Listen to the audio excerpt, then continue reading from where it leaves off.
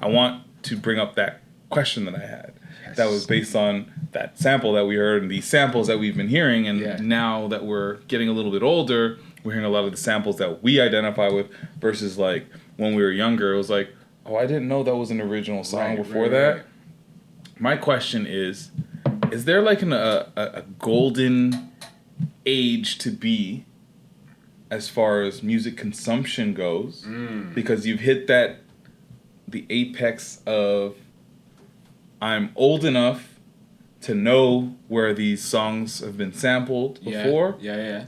And I'm also young enough to be outside to enjoy them.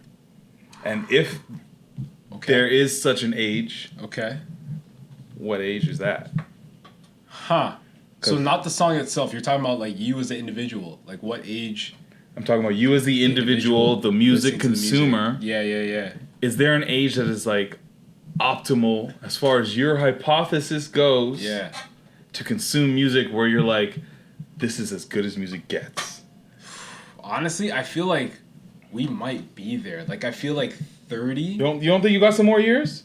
No, man. I feel like 30 is a year. I think 40 is. I think it's got to be 40. No, it's got to be 40. I don't know. I think, to be honest, it can be between 40 and 50 depending on the person. 40 and 50? Yes. You see my dad? That's 50. Yeah, but what's that, like... He just listens to anything I put in front of him, and he has his taste, whatever, but he's more influenced by, like, us. Like, he likes Future and shit, like... but I'm saying, you at 50... Yeah. That's us in 20... less than 20 years, almost. No, this is fuck. Yeah, it's less than 20 years, right. Like 28 years or so. Or sorry, 18 years or so. We get there. Yeah. You're old enough that you've made... You made some coins, so you can go outside a little bit. Okay. I'd hope. Unless you're tied up with a bunch of Utes. That's your problem. This man's your problem. That's your problem. No, I can see you with like 6 Utes. And you're like, yo, I'm Who's here. having 6 Utes, dog? If I haven't started yet, that's not happening with 6.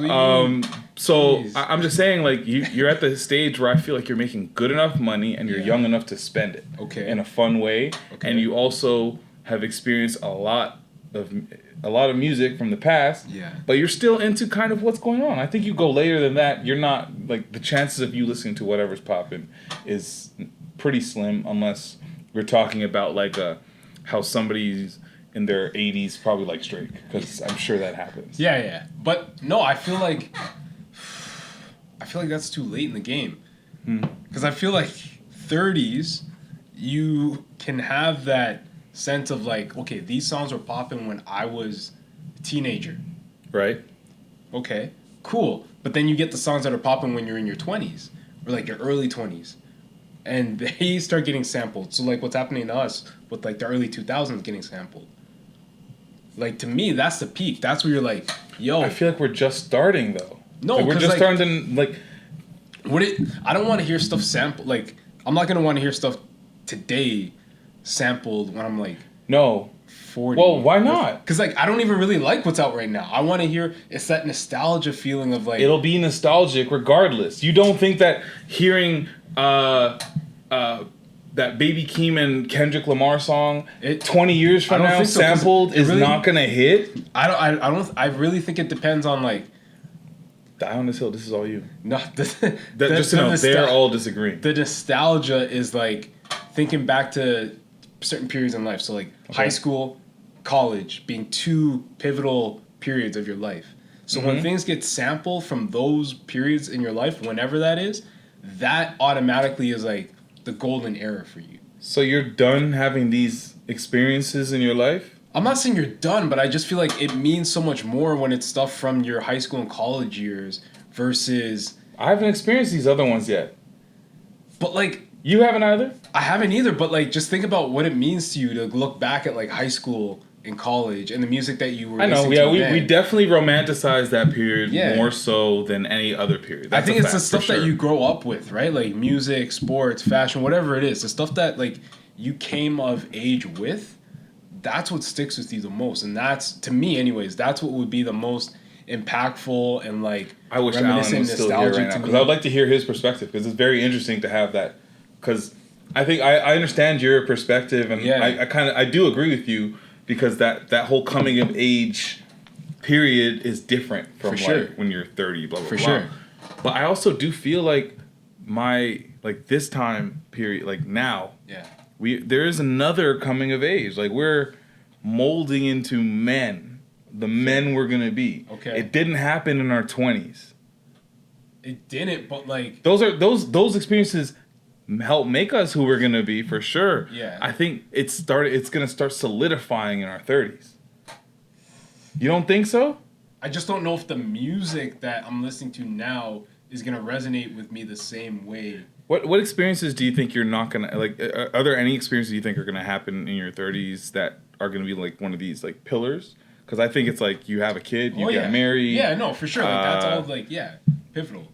Like you the marriage, buy a house for sure. Like all these things. We go even on the dark side. We start losing people too. Yeah. So there's a lot of these moments that still continue to happen. Yeah. I just don't know if like the music to me in 2020, I'll take 2020 to 2022 right now. Okay.